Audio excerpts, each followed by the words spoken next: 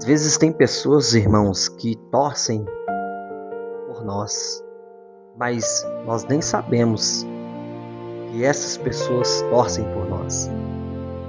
Às vezes nós olhamos para as pessoas que não torcem por nós, mas tem muitos no anonimato que torcem por você.